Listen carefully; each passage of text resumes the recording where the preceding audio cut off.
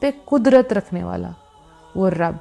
تو جب آپ کا اس عظیم رب کے ساتھ کنیکشن جڑ جائے گا تو آپ اتنے پرسکون ہو جائیں گے, آپ کو کسی کی سفارش کی ضرورت نہیں ہے.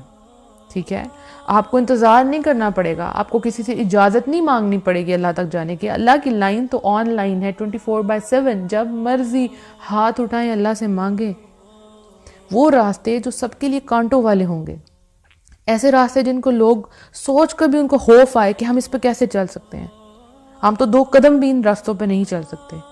اور آپ کا جب دعاؤں کے ذریعے اللہ سے کنیکشن بنے گا, آپ کا توکل سٹرونگ ہوگا, آپ ہمت کر کے وہاں سے گزر جائیں گے. ایسے ایسے حالات سے آپ گزر جائیں گے کہ لوگ حیران ہو جائیں گے, آپ سے پوچھیں گے کیسے کیا تم نے, کیسے کر لیتے ہو تم, کیسے کر لیتی ہو.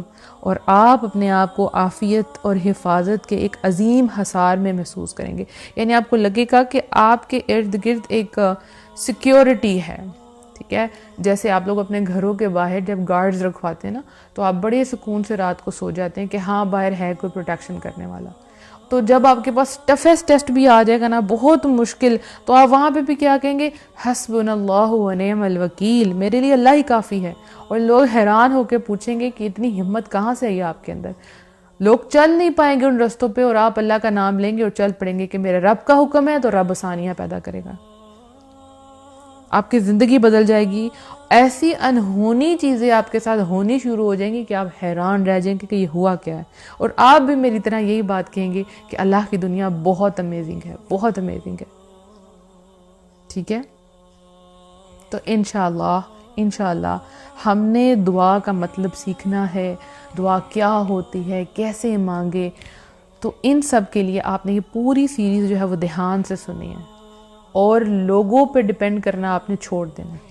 آپ نے اپنے رب کو پہچاننا ہے.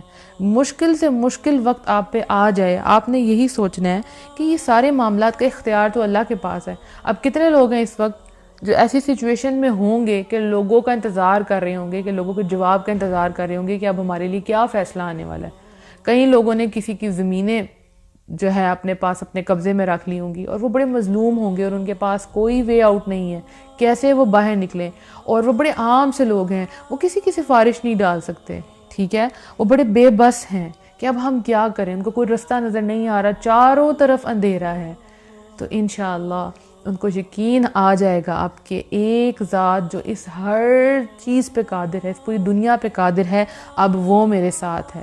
آپ کو اللہ کے آگے سرنڈر کرنا ہے, اپنی ساری باتیں, ساری حاجات, ساری